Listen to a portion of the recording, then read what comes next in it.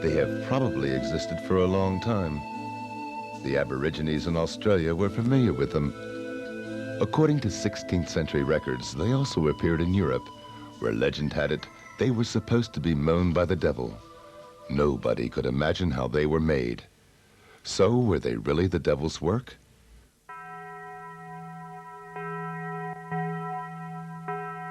Whether circles or similar patterns really appeared in those times is unknown at this day.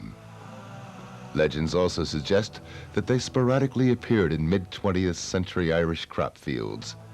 This was whispered among poor and simple country folk who liked to believe the old myths of their forefathers of the return of the legendary giant, Finn McCool, and took the patterns to be his footprints.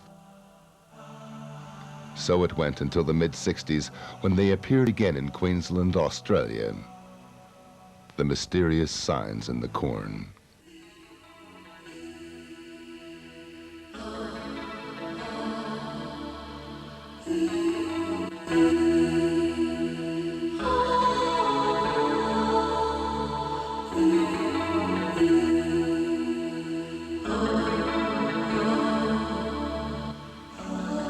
In the mid-70s, single circles begin to appear in southern England.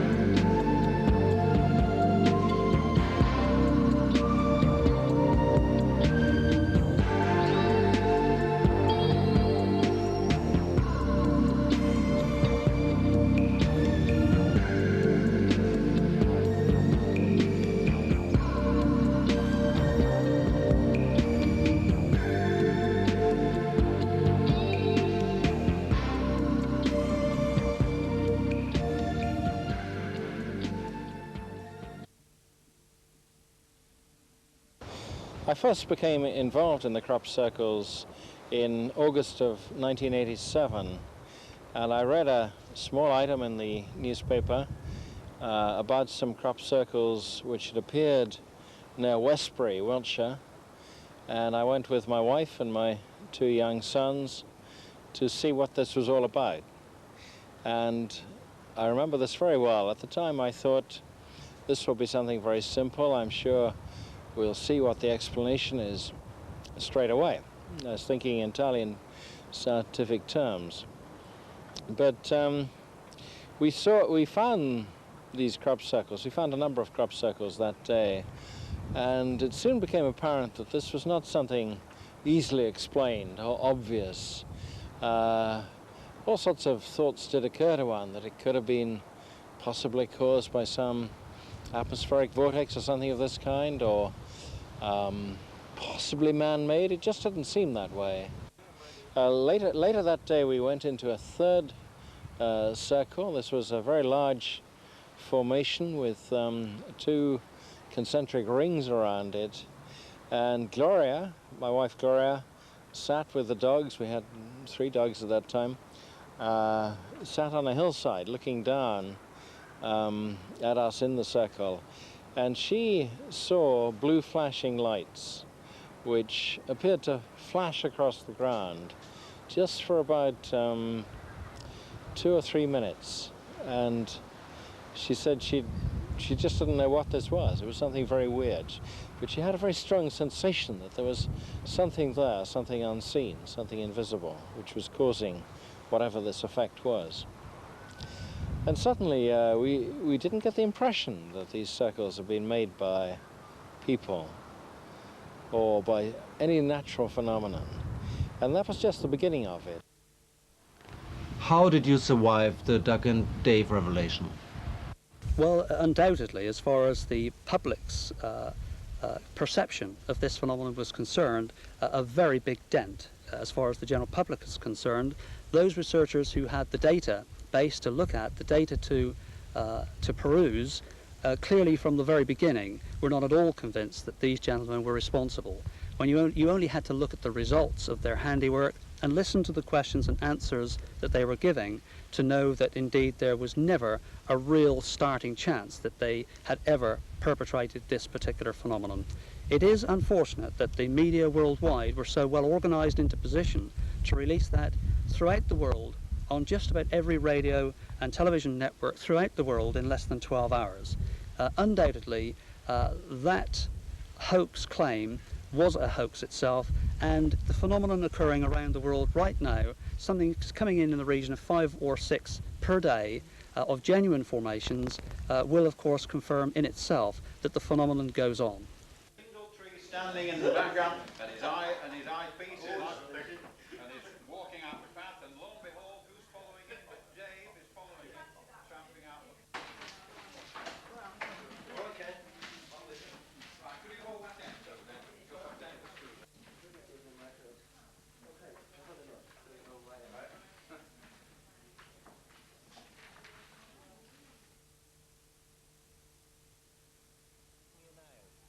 What do you think of it now? Rubbish! I wouldn't, well, I mean, the evidence is that crop cycles occur. I mean, they're real phenomena, but the question is what makes them. And the possibility that human beings make them was always obviously there, and it's not that difficult to flatten crops. The purpose of our competition was to find out if the various features of crop circles that people claimed could not be hoaxed could in fact be hoaxed, which is why we created a set design for the contest, which included supposedly hard-to-hoax features, and we wanted to see whether or not people could do them. The contest showed that, in fact, practically all these features could be hoaxed relatively easily. I was amazed at the incredibly high standard of the crop formations in the contest.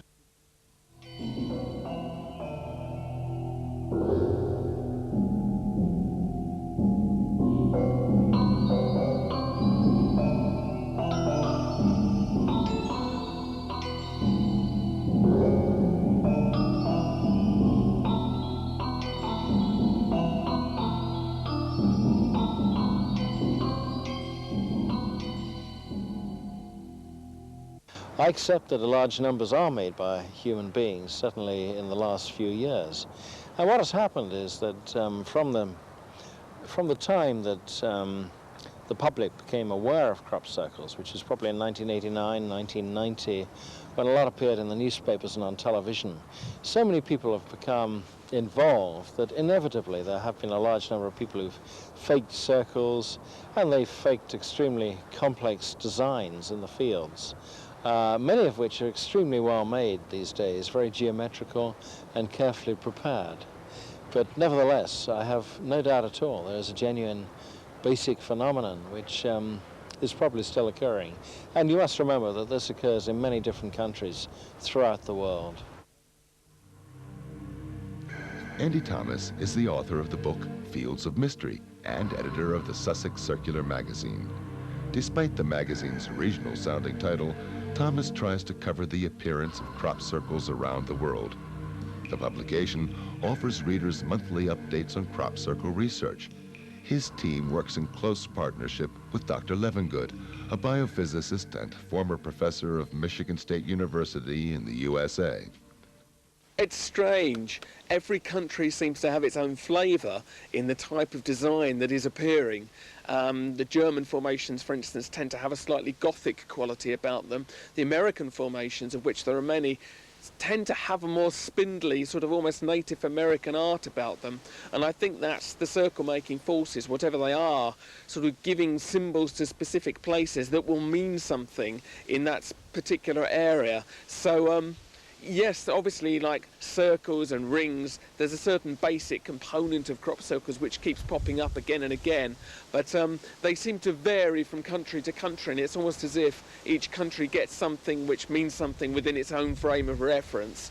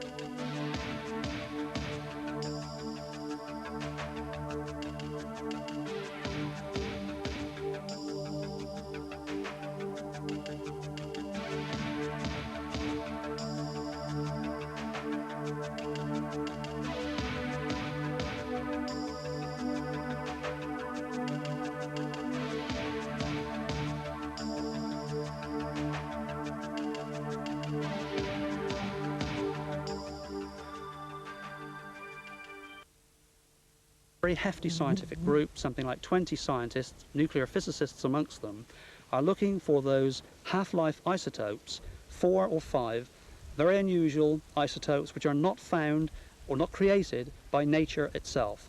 Last year they were discovered to have half-lives varying from something like 13 hours to 38 days, discovered only inside the crop circles. I understand that results in the last few days yet again confirm that these short half-life isotopes are present, and that for the first time, as far as this research is concerned, will confirm this phenomenon is not one of nature. You know that there are many theories. They range all the way from the belief that some people have that nature spirits are at work, right the way through to the belief that extraterrestrials are visiting us. At the moment, my own judgment is suspended. The point about Operation Argus is to collect hard scientific facts, what is actually happening, and only when we have done that will I be prepared to speculate further about what may be using those forces and why. The only thing I will add is that something intelligent is at work, and I am perfectly clear that it is not human intelligence. Well, one of the things that we do in Sussex is we work very closely with the BLT research team, which is the team in America led by Dr. Levengood. And what we do is collect lots of samples of crop that's actually been laid down inside crop circles. And we box them up, we dry them out, and we send them to Dr. Levengood in the States. and he examines them. And Dr. Levengood has discovered that looking at these samples under a microscope, there are biological changes occurring which can't be reproduced simply by just stomping the crop down. So looking at it with a microscope, he's found that the nodal joints are very elongated, that you get on a plant, get a little node. They're very swollen and elongated, and they appear to have been burst open from the inside, as if there's been some sort of superheating that's gone on in perhaps a matter of microseconds. And with this work, we work very closely with them. We send them lots and lots of samples, and Dr. Levengood believes that he is able to therefore tell the difference between a genuine formation and one which may be made by other things like people or the weather. It's a very important development that Professor Levengood has discovered, and that is that there is a change in the genetic structure of the plants themselves. He's found that whereas one would expect just a single embryo from the heads of these plants, there are multiple embryos, and that is well beyond, it's a very rare condition. It's embryoliotic condition, it's extremely rare, and it exists only in the crop circle samples sent to him directly from myself in Australia, from Chad Deakin up there in Canada, and indeed from sites in America there also.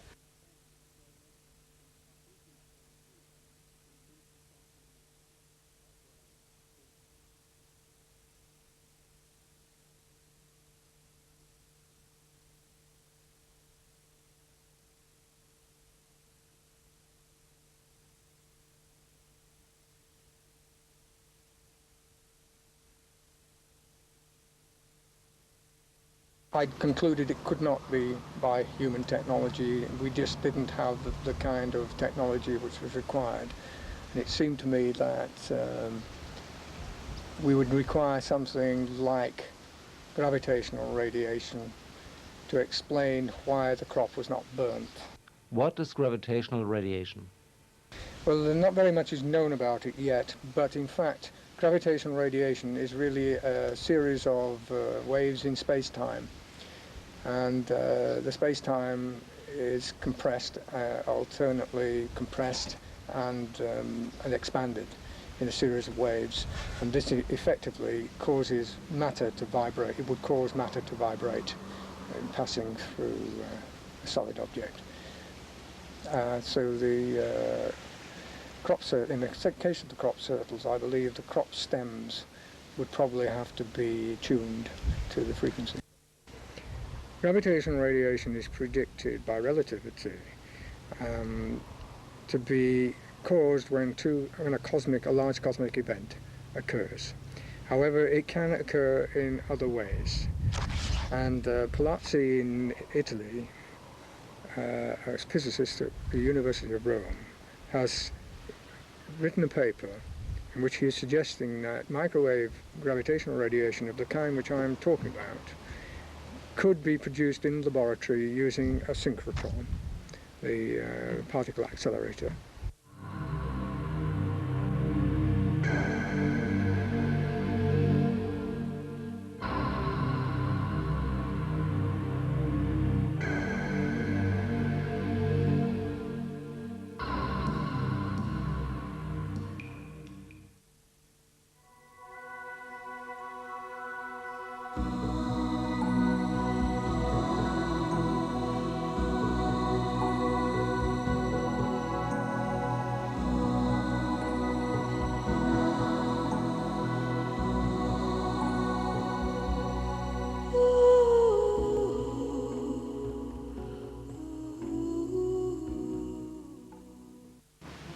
Many people talk about the crop circles as being the greatest mystery of our time, which, of course, it is.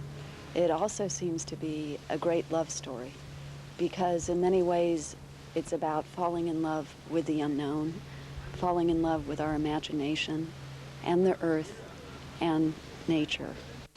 When you walk into a crop circle, it seems as though you're in a slice of an environment between worlds.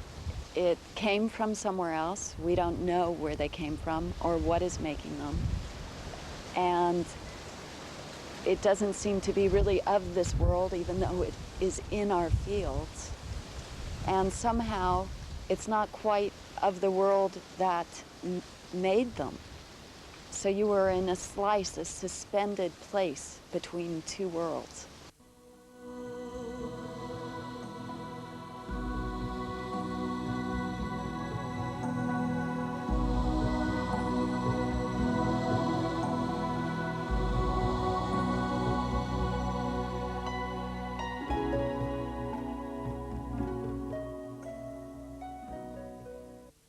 Let us understand that science or scientism is the most powerful religious orthodoxy on the planet at the moment, and most scientists will be very quickly rejected if they engage a phenomenon which in the broadest terms at the moment is dealing with the paranormal or the supernatural.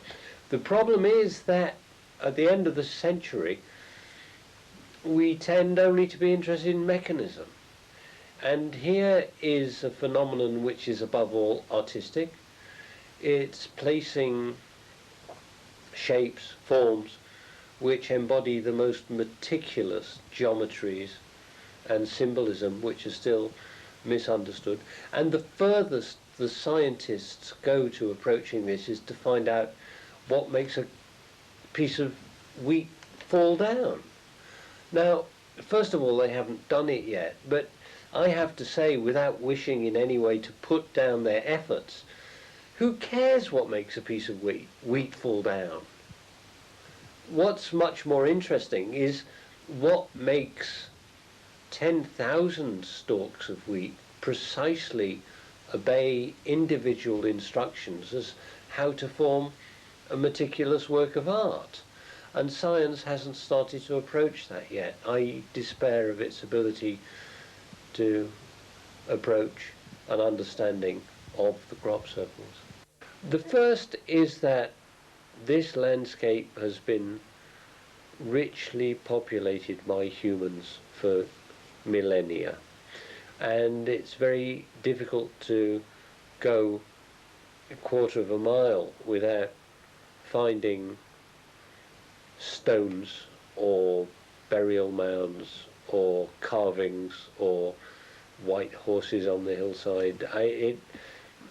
It's a very rich tapestry of historical human activity, and of course all this without mentioning the energy lines, the ley lines, which cross this area very richly. So this is number one.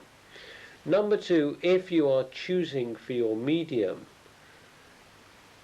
crop field, then one could say, why don't they go and put them down in the prairie landscapes of Saskatchewan? Well, of course, there are two reasons. The first is that if it was just plonked in the middle of a gigantic flat prairie, nobody would see it. And what we have here is not quite hill farming, but small-scale farming on a very richly moulded landscape. Very often the crop formations are on hillsides, which can be seen from the flat ground. Very often they're on flat ground, which can be seen from hillsides, so that there's the possibility of great theatrical display in this landscape.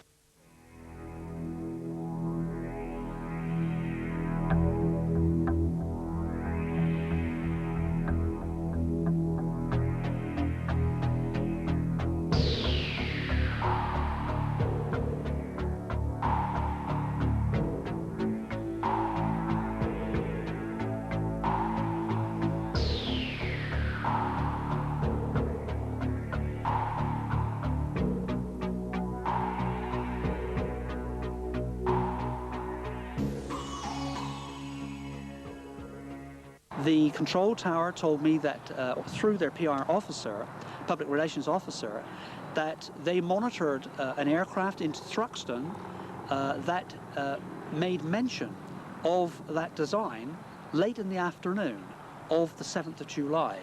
Well, I, through Busty Taylor in England, have traced the pilot, another pilot, a civilian pilot with a doctor as his passenger, who flew over Stonehenge at 5:30 p.m. that afternoon, and they are positive that this design, this enormous, huge design, 912 feet down its spiraled spine, was not there at 5:30. Couldn't have missed it. Could not have missed it. 6:15, the light aircraft pilot has landed at Thruxton, and the doctor has got out, he's got into his vehicle, and is driving down the A303, and vehicles are already stopping. They're already looking at this enormous array of circles in the field. On Sunday mornings, especially in the summer, my husband likes to go around the farm because living near Stonehenge, we do have certain problems with holiday makers camping in the fields, and at this time of the year that isn't such a good idea. So on the Sunday morning of the 7th of July, my husband went all around the farm as usual, and nothing untoward came to light, so he came home again, and that was the end of the 7th of July as we know it. Later on, a pilot flew over the farm at about 5:30, and on his return from the southwest at about 6:10, he claims that these crop circles had formed.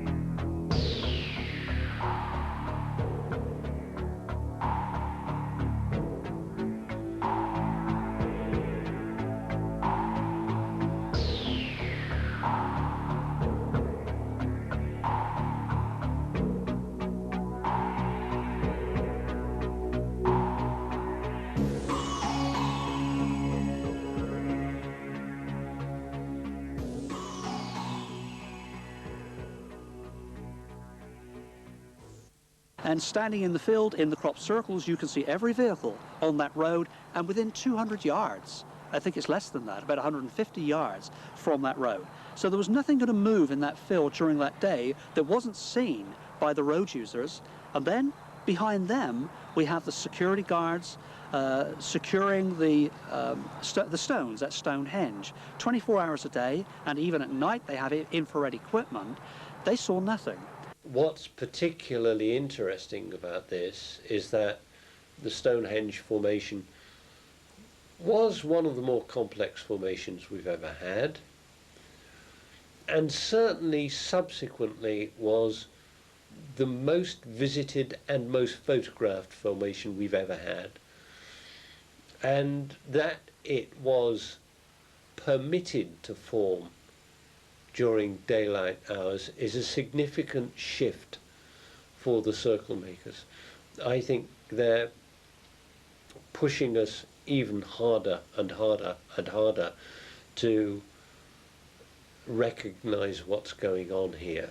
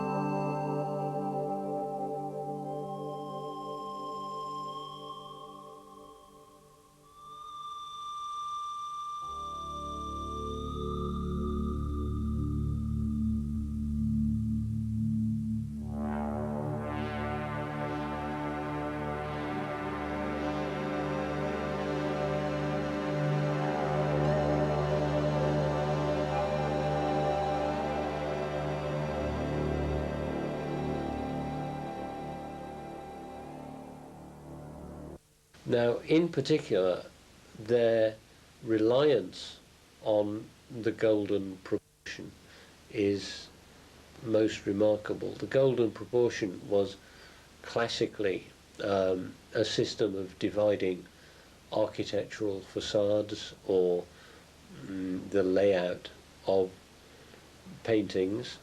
It's a very precise and beautiful formation which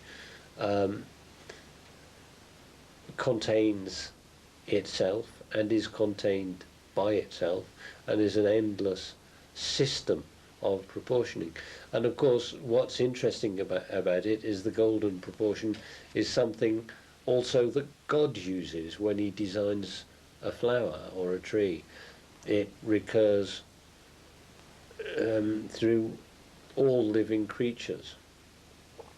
The golden proportion, which is 1 to 1.618, is a feature of the pentagram geometry, the five-pointed star, which is often a constraint of crop circles, though rarely made explicit in crop circles. It's also a function of the Fibonacci number series, which is often made explicit in the number count of elements of crop circles. So these guys, whoever they are, know the rules absolutely inside out and know how to play these games. The Fibonacci series is a sequence of numbers within which the last number is always added to the number beforehand. When you go back and divide the smaller number by the one which immediately follows it, the result always tends, once again, to the golden section. The result tends closer and closer to 1.618, and by the time these numbers have got bigger, that is in the 55, 89, 144 area, the resultant of that division of the smaller into the larger is more and more exactly the 1.618 of the golden section, so that essentially Fibonacci can be seen as a method of deriving the golden section exactly, but it also has other functions in number games which the circle makers play. Examples of this, the 5 is a very particular favourite, and even though the pentagram, the five-pointed star, is a rare event, it's occurred, the star has only been made explicit once, the idea of fiveness, for example the quintuplet form, which is like a 5 spot on a dice, is very, very commonplace. As far as Fibonacci numbers are concerned, the huge Alton Barnes spiral formation this year had 89 circles. The Windmill Hill formation this year had 34 main circles in its 3 legs, and to achieve that it had 3 legs which had 11 circles, 11 circles and 12 circles to make 34, not 11, 11, 11 as an ordinary designer would do it, but the construction was pushed to encompass a magic Fibonacci number of 34.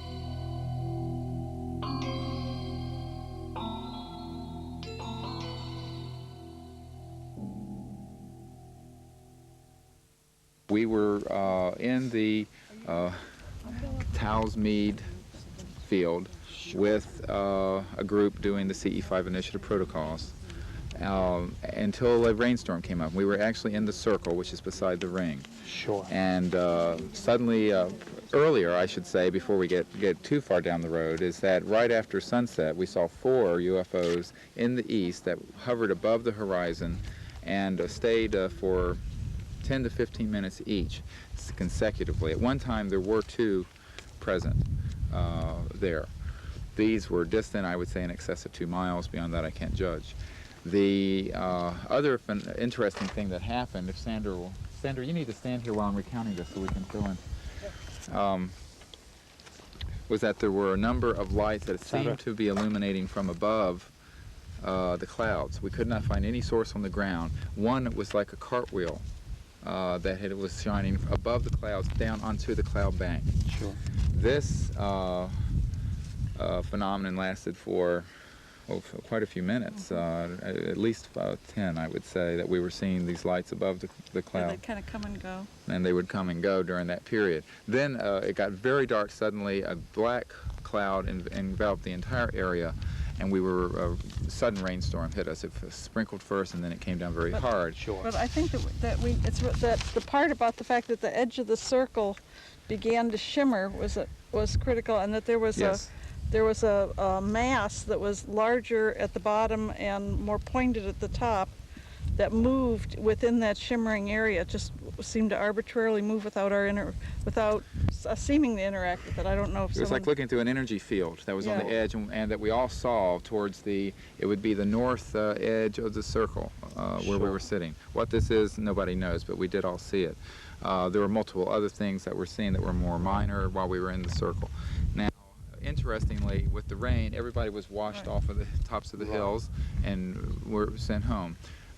I got the very strong, intuitive sense that we should come out onto this concrete road and sit in the rain. Sure. And so we came and we parked here. Everyone had left except the 4 of us, Sandra Small, myself, Chris Mansell, and Anika, whose last name I have written but I cannot recall. We arrived at Woodbury Hill and it had started to rain. So that the original watch was abandoned, and Steve and Steve and Sandra Small and Anika and I ended up being the only ones left on the road just south of Woodbury Hill. And then at approximately about 12:15 to 12:30, I noticed this row of lights. And we were sitting in the car, and he looked out of his window and he said, "What is that?" And he went out of the car, knocked on Steve Greer's window. And Chris and his friend Anika were in the car just behind us. Suddenly, about 12:20 to 12:25 a.m. on the 27th, this would be now, just after midnight, and he started banging on the driver's side door. And I thought he was going to break the glass, really. He was so excited. And I rolled down the window, and he said, look, there's a spaceship coming through. So Chris sighted it first. I got out of the car, I told Steve about it, and then we realized it was a sort of unnatural formation, that it wasn't being made by an aircraft or a helicopter or a car or anything that could be immediately explainable. So we decided that it was something which we needed to observe more closely. And we proceeded to do that. We had binoculars, and we made an audio tape of the event. Basically what it was a row of lights which appeared to be revolving around a structure. The lights were revolving from left to right, starting with a sort of a red color and ending up with a sort of a blue color. One of the lights at the top of the formation detached itself from this structure and appeared to go away from the main formation and then make a maneuver and come back and rejoin it. And then some of the lights from the bottom row of lights actually detached themselves from the formation and went to left and right of the formation to some quite considerable distance, and then came back and rejoined it. And then we decided that you know, Steve said, well, you know, there's something going on here. He said, I'm going to try and make some kind of contact. And so he got one of these very powerful handheld searchlights from the car and started flashing at it, and he flashed 2 times, and you know, it flashed 2 times, and then we were all very excited by that, and then he flashed again, and this went on for some considerable time, this exchange of flashes. I think what one's intelligence tells one is that a system of a light structure like that, a system of light structure which was obviously appeared to be revolving around something, couldn't actually be held together by anything else but some kind of structure. There's no, it couldn't possibly really, well, let's say, I mean, who's to say what's possible and what's not possible, but let's say that one's logic, one's mental logic actually, you know, tells you that the thing is not just it's not just a random series of lights going around in a circle, and plus the fact that when the object was quite a low was a sort of just at a small height from the ground, when it was actually moving across, we were pretty sure we saw against the trees what we thought was the outline of a sort of quite a distinctive shape, really. And for me, the exciting thing was, because we've been so many nights in the circles and watched the sky, I really learned the difference between, you know, helicopters, satellites, falling stars, you name it. And this was something I'd never seen, so in that sense, for me, it's an unidentified flying object. I mean, what we have to remember about the hoax thing is that it was an accident that we were at that particular point. We weren't supposed to be there. We were supposed to be on the other side of the hill. Now, if somebody was going to orchestrate a hoax which was designed specifically to fool Stephen Greer's party, they would have orchestrated that hoax on the other side of the hill where it could be seen. Nobody knew that we were going to be in that place, and therefore there was no way that anybody could have known that we were there, because it was completely accidental.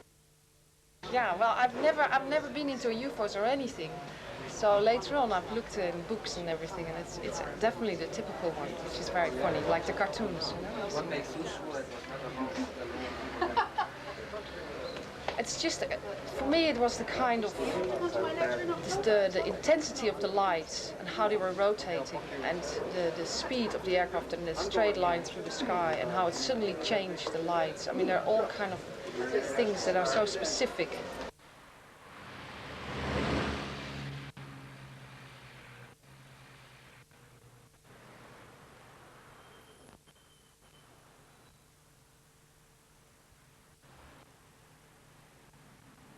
I had several hundred reports come to me each year. Of those, 9 out of 10 had conventional explanations.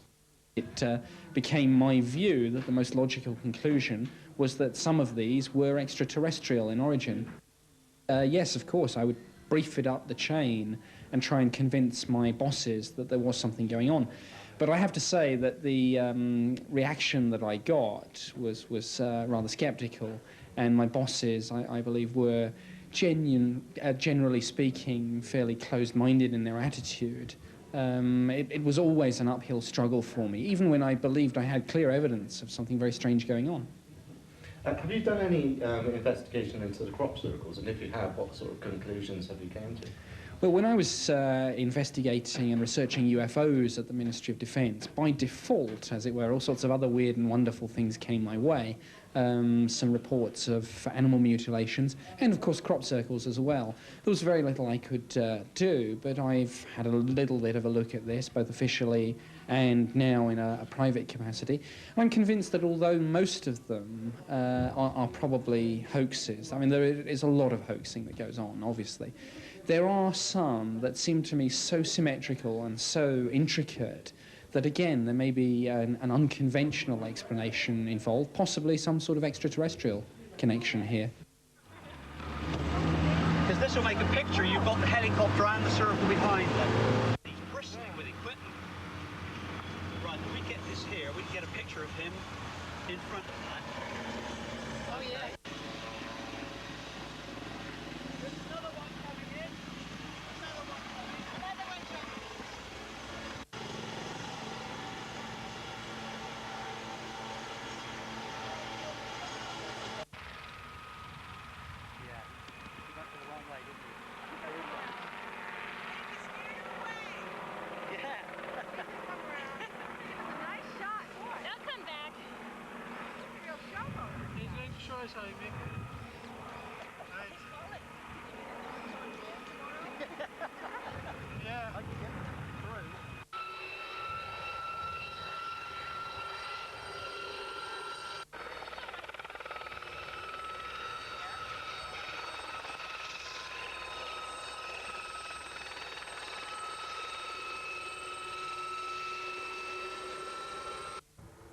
I think there's something there. In front of him there's something, I don't know what it is.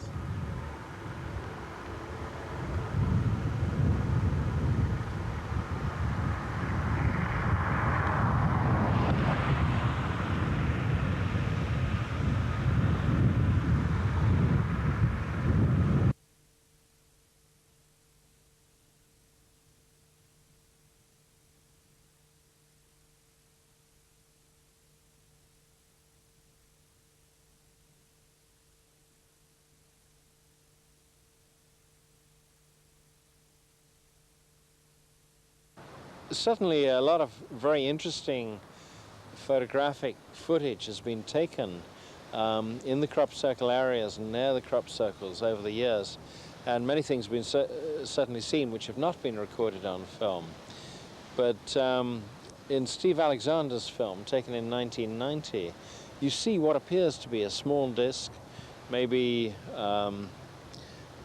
just a few inches in diameter, which moves over the fields. It moves at fairly low level and goes down into the crop and comes out of the crop and eventually flies off over a tractor which a man is driving, and this man looks up and sees this disc. That has never been explained. And then I had a man come around and see me and show me this video, and it was just like the same thing I saw, but he asked me what I saw before he explained what was on the video. And I told him exactly the same what was on the video. So, you know, but I didn't. The strange bit about it is because when you're rolling, you come up the field and you just sort of carry on. You go out, turn around and come back. And for some reason, like, I come out the top of the field, and as soon as this thing appeared, the tractor stopped. And as soon as it left, I carried on moving. There are very few cases of where anyone has positively said, I've seen a disc in the sky which has made a crop circle. There are certain cases where people have seen luminous objects and objects which look like discs above a field. Later they've discovered a crop circle. Body 967 being Oaxaca has been terminated. Maintain follow 330. Switch over radio center in 5 more minutes on frequency 1283.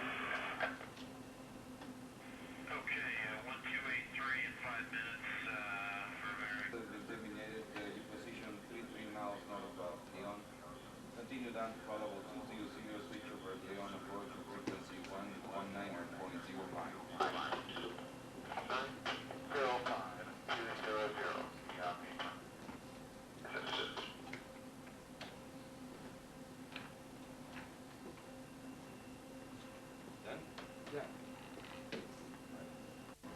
There, there is.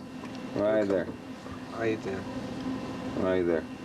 Oh yeah, yep. Those yep. Two at the Yeah, same time. Two at the same time. You want to see it? Yep. Oops. Right. There. Right. Yep. One has disappeared. And I filmed it. Perfect. The other is going to disappear. And this is again in the Toluca area. Yep. Yes, it's very close. But disappeared. Disappeared too, yeah. But remember, Toluca is here. Right. So it is northwest of Toluca. Northwest, yes. Como ahí donde en Metepec es un pueblo, la gente no no le llama, o sea, no, como los ven seguido, no les prestan atención a esos. And Metepec is a small town, so many people sees them a lot, and so they don't pay too much attention of these objects. Y al entrar, es una privada donde yo vivo, al entrar voy viendo que ya la nave estaba junto a mi casa. So I drove and I got into the place where I used to live. It was a private place where there's many houses. And when I noticed that the object was on top of my house. Estaba al otro lado de una barda y era un terreno It was de maíz. behind of my house, which was a cornfield. Entonces lo que hice fue cuando fui por la cámara para grabarlo, sí prendía la cámara, pero al levantar el lente se apagaba. So I went into the house and got my camera, but whenever I pointed the camera up to tape the object, the camera's energy went off. Entonces, en eso llega dos luces del lado derecho y una del lado izquierdo. And then two lights came from the right side and one from the left. Muy grandes también. Very big also. En forma de rombo. De diamante. Like a diamond. Eran rojas. They were very red. Y primero se quedaron estáticas. They were static at first. Y luego cada una de las chiquitas empezó a hacer movimientos muy rápidos. And then each one of them began to make very fast movements. Y a la hora que los hacía, pues lo hacía tan rápido que ya nada más se veía que se empellaba. So fast that it seemed that it only blinked, but they were moving. Y luego como que se los absorbía, como que se metían And then like they were a la grande. absorbed into the big ship and they came out. Que los entraban y salían. Primero se metieron. And then they got in, they were absorbed by the ship and they didn't come out again. Entonces, ya cuando estuve en la ventana, estaba yo viendo también la nave y me dice mi hijo, me jala y me dice, ¿qué es lo que está ahí en el terreno? And so when she looked up to the sky to see the object, the little kid said, Mama, look down, what is down in the cornfield? Entonces, había cerca de, no las conté porque todo fue rapidísimo, pero eran como 7 naves, como de este tamaño. There were 7 ships about this size. Chiquitas como small. It was like this drawing. They were like this drawing. Roja como los They were red, faros de las patrullas. like the patrol lights. Y estaban volando al ras de donde termina el maíz. And they were flying just above the corn plants. Veía todo iluminado. But it was, everything was illuminated por los ojitos. Por los ojitos. Everything was illuminated by the small balls. Estamos entrando y llegamos a un círculo. And then we got to a circle. Al primer círculo. En ese círculo lo que pasó fue que nos impresionó porque estaban todas las cañas dobladas. All the plants were bent down. One thing like an F and some zigzag formations. Y así. Mira. No es al revés. Sì, perché lo videografé.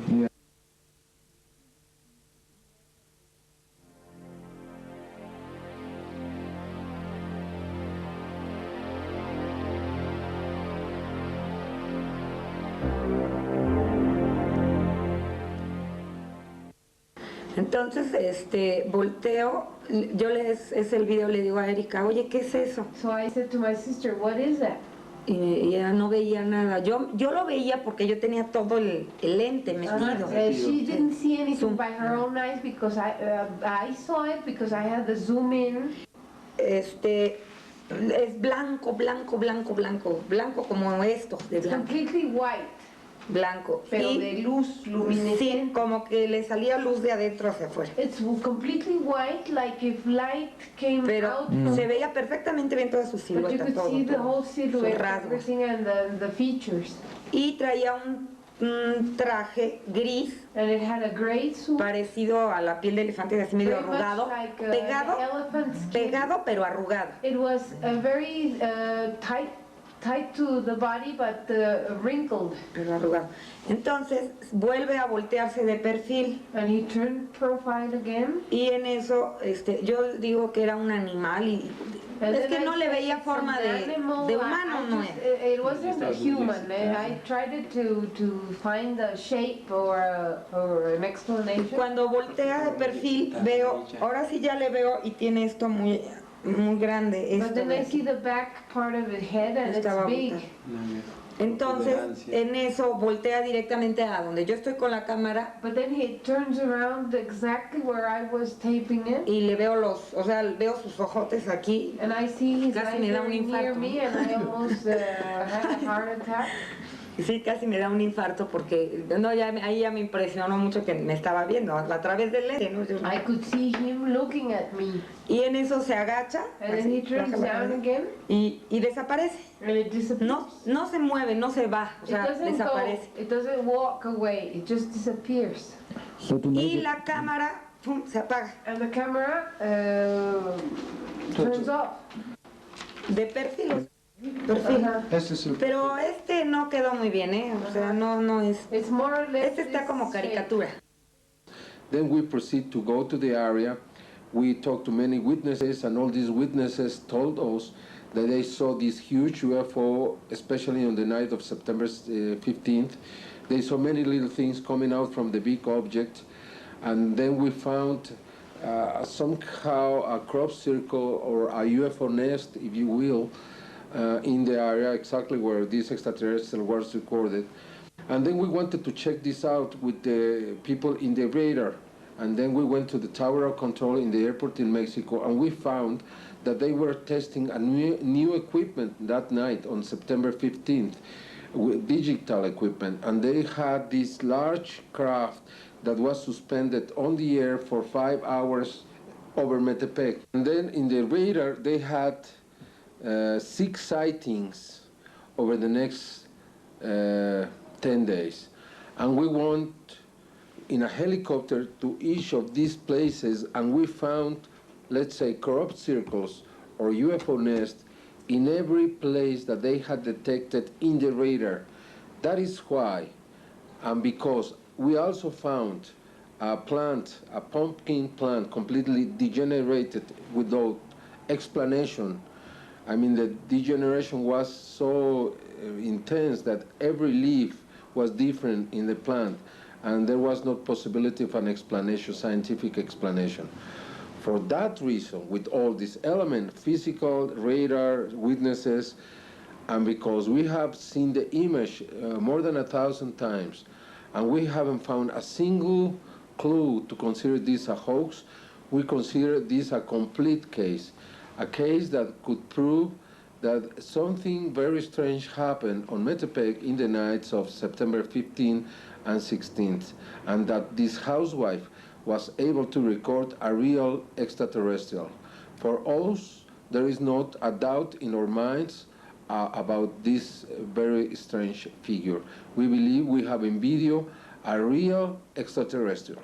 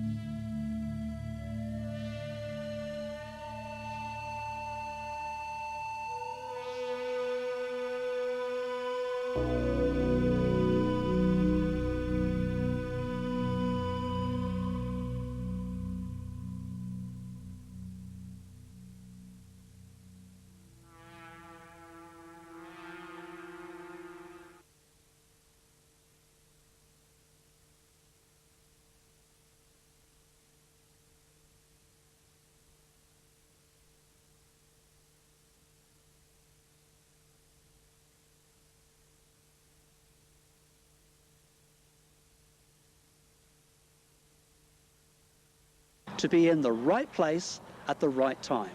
When we talked to the United Nations recently, back, 3 years ago, Mohammed Ramadan there, down at the SEAT group at the UN, asked if I would reinvestigate, if I would be prepared to reinvestigate, re-interview these 70-odd witnesses around the world who claim to have seen them form. I did get as far as I could into that list. I interviewed and re-interviewed a number of them. And the one thing they've only ever agreed on, they disagree on a number of things, of course, and that might be the truth of the matter, that it involves many aspects of which some people see, some people don't.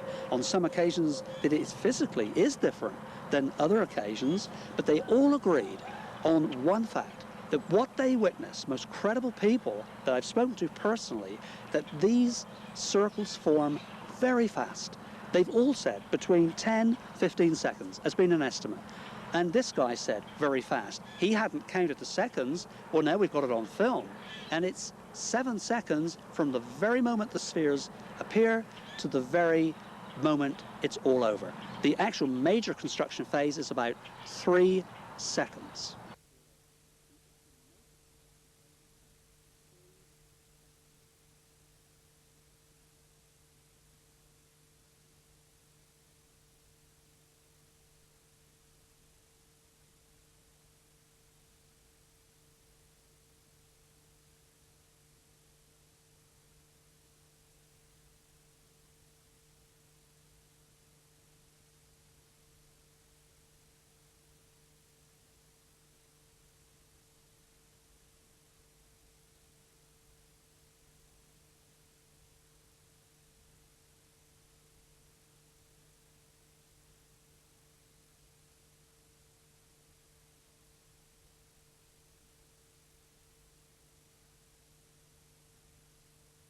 I am convinced that the airborne component we know as UFO is a highly complex subject. It's an interdimensional object, and indeed it has a major part to play in these ground patterns. We've had 3 major events. The first involved multi-witnesses up here, something 18-20 or more people, witnessing an orange light in the sky, which appeared to be approached by a helicopter or certainly an aircraft.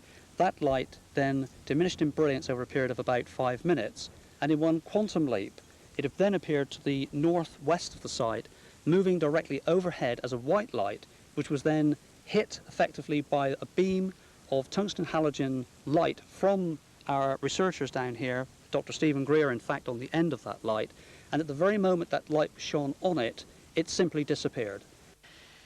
What did it look like?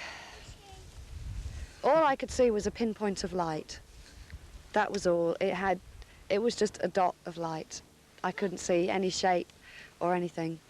I mean, there was a couple of red ones, mostly seemed to be white, and there was a blue one. No, there was a blue one. And we see these 2 parallel lights come across the horizon, and they met together, and then they separated and descended into the field. And there they remained opposite each other in the field. And then some smaller lights came from those 2 lights into the centre and seemed to be turning around each other.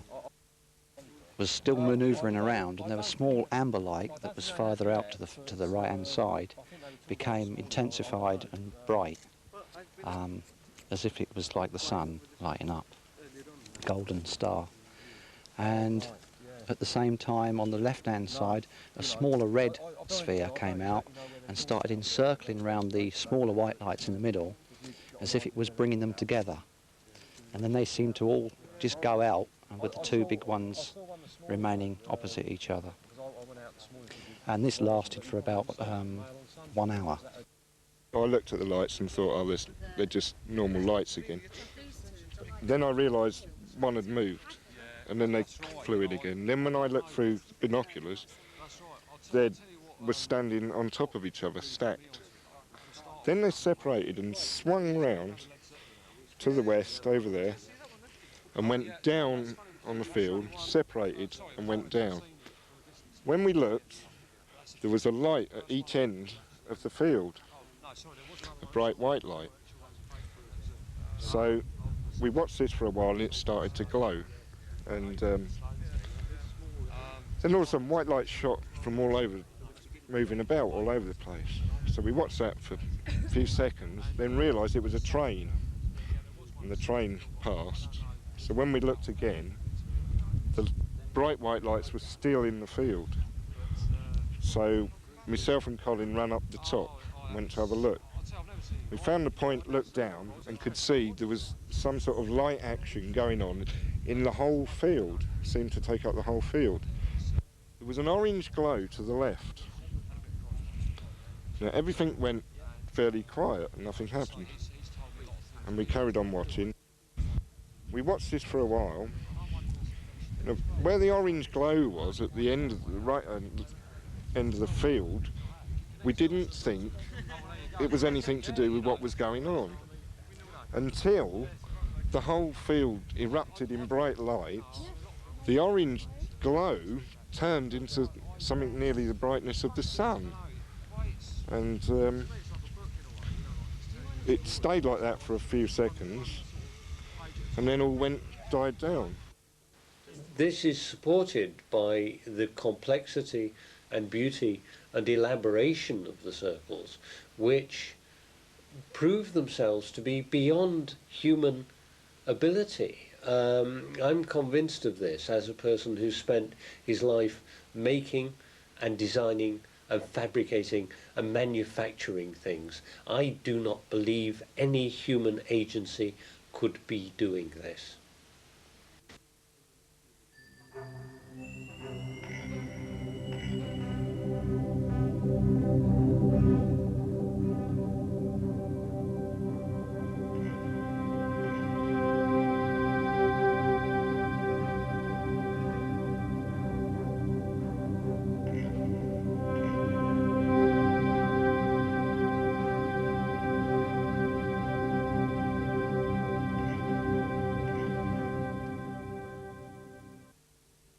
The nearest we've got to some kind of explanation is that they have a probe-like aspect in the fields. They seem to be working with a determination to get some kind of information, to transmit some kind of information back somewhere.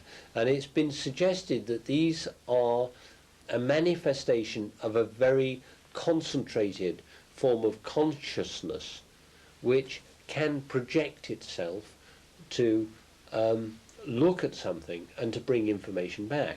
So that in many ways the luminosities can be seen in this aspect as a version of telepathy. Now, there have been other suggestions that the ball of light is a gateway and is the point at which different dimensions of reality actually make contact. So the balls of light, the spheres of light, the luminosities, are in fact the point at which our solid third-dimensional reality contacts fourth or fifth or sixth dimensional reality in and around the crop circles. But fundamentally, we're only just starting to look at the surface of this issue.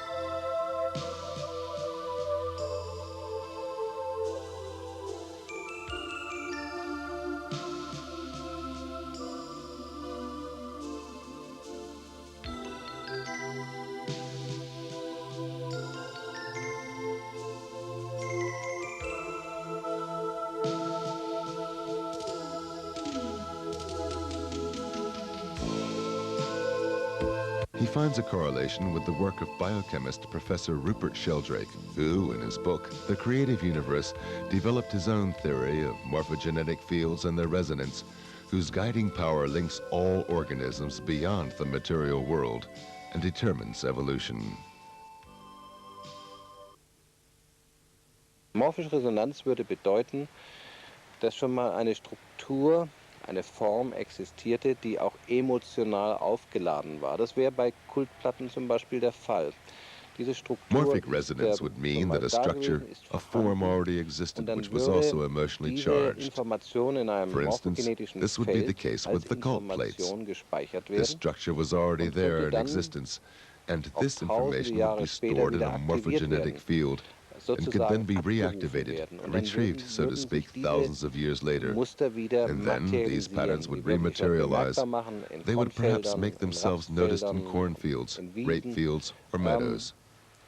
Sodass eigentlich hier diese Platten ein Indiz sein könnten, wenn sie these plates here could be evidence.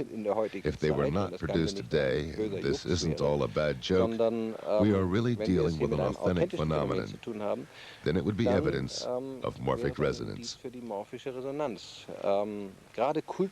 Cult plates are emotionally charged. Entire rituals were held with them. The symbolism is archetypical. They had an incredible significance, and this significance remains in existence. And then you can just imagine if these plates, precisely in a Thingfeld here in Grasdorf, that this information, this form, rematerialized itself, so to speak. That is, made itself known as an aesthetically beautiful pictogram. Sozusagen materialisierte, bemerkbar machte als ästhetisch schönes Piktogramm. Das UFO-Phänomen wird oft zu einfach eingestuft. Auch ein physikalisches Phänomen bedeutet ja nicht, dass es nicht auch emotional eine Bedeutung haben kann und dass es da nicht auch psychologische Perspektiven gibt. Das UFO-Phänomen gibt es seit Jahrtausenden und wir wissen, dass gerade an Kultplätzen UFOs, unbekannte Flugobjekte, früher ja schon auftauchten. Und man darf nicht vergessen, dass Kultplätze vielleicht dadurch zu Kultplätzen erst wurden, dadurch, dass eben hier etwas vom Himmel runterkam, Wesen, die wie Götter erschienen sind, für einfache Menschen der damaligen Zeit, und dass diese Landeplätze dann oft zu Kultplätzen umfunktioniert worden sind. Nun muss man sich fragen, wenn wir das UFO-Phänomen jetzt mal ernst nehmen hier, und das tun wir ja, ist es möglich, dass auch hier energetische Phänomene ausschlaggebend sind für Besucher aus einer anderen Welt? Die Erde, die ein Netzsystem von Kraftlinien aufweist, diese sogenannten Leylines oder Drachenwege, da gibt es ja nun Knotenpunkte, energetische Knotenpunkte. Und es ist sehr gut möglich, dass gerade für Flugobjekte diese Knotenpunkte eine besondere Bedeutung haben, auch im energetischen Sinn, sodass sie dort auftauchen. Das bedeutet nicht, dass die UFOs die Verursacher dieser Piktogramme sind, sondern dass sie eben dort immer wieder auftauchen, weil es hier sich um uralte Plätze, energetische Plätze handelt, die für UFOnauten eine Bedeutung haben. Da sehe ich eher den Zusammenhang. Ich halte die Piktogramme für ein irdisches Phänomen und nicht für ein außerirdisches Phänomen. Und dass gerade hier außerirdische Objekte auftauchen, kann einfach bedeuten, dass diese Orte eine besondere Bedeutung haben und dass die Piktogramme heute entstehen und eine Evolution durchgemacht haben, nicht durch Außerirdische, sondern auch, weil sich unser Bewusstsein verändert hat. Wir haben eigentlich alle eine stärkere Sehnsucht wieder zu einer Natur, die intakt ist. Es beginnt ein Identifizierungsprozess mit der Natur bei vielen Menschen wieder. Und möglicherweise ist diese Bewusstseinsveränderung der Aktivator für die Evolution, die solche Kreise, Piktogramme durchmachen.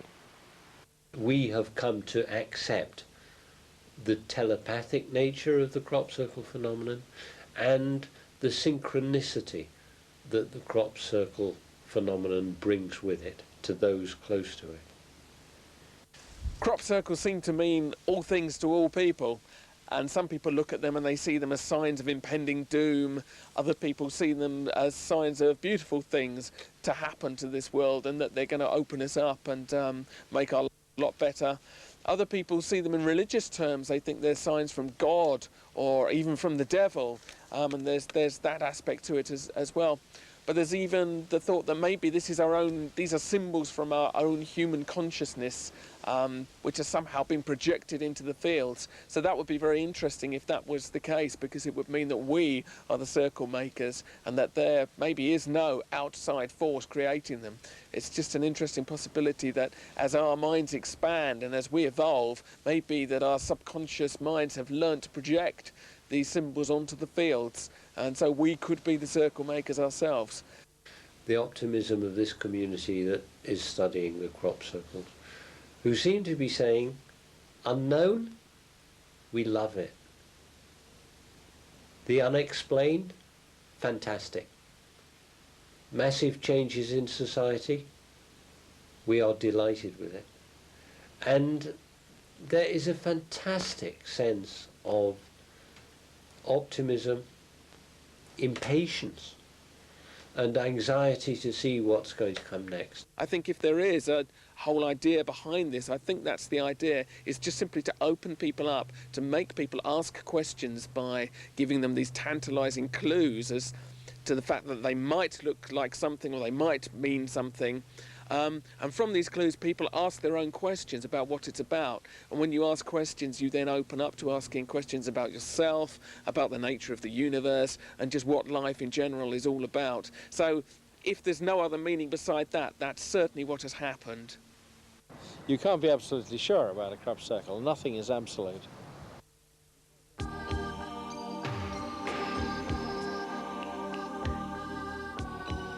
These symbols are not meant to be taken just on one level. They are multicultural. They have many different meanings to many different people. Are the corn circles also a higher expression of a collective consciousness? Are they memorials arising from our own subconscious? Symbols which have a supposed meaning like the spirals in the Irish burial site at Newgrange? Are they a representation of the winding journey into the realms of the dead? Are they a mirror of our souls, which, as the Hopi Indians believe, are supposed to make us aware of our roots? Do the signs point and say, Mother Earth is weeping? Or are they even there as symbols from civilizations of other worlds, which want to point out our lamentable state of environmental destruction and overpopulation at the coming of the new millennium by inscribing the patterns in corn, a fundamental source of our nutrition? Is this a representation of DNA, the seat of our genetic code, of all information on the genetic heritage of humanity, the animal and plant kingdoms? Is it a further call to reflect upon how everything is so wonderfully genetically programmed? Are we not to underestimate today's possibilities of major genetic manipulation? Are the creators of these signs choosing to address their message not to the governments of this world, but to humanity itself? Or are Doug and Dave and their imitators simply tools of a higher consciousness that they themselves claim not to know, but which drove them to play their role in the phenomenon? No one today can give the only true answer to these questions. It remains to be seen whether the human race is capable of summoning the will to recognize the meaning of these timeless symbols.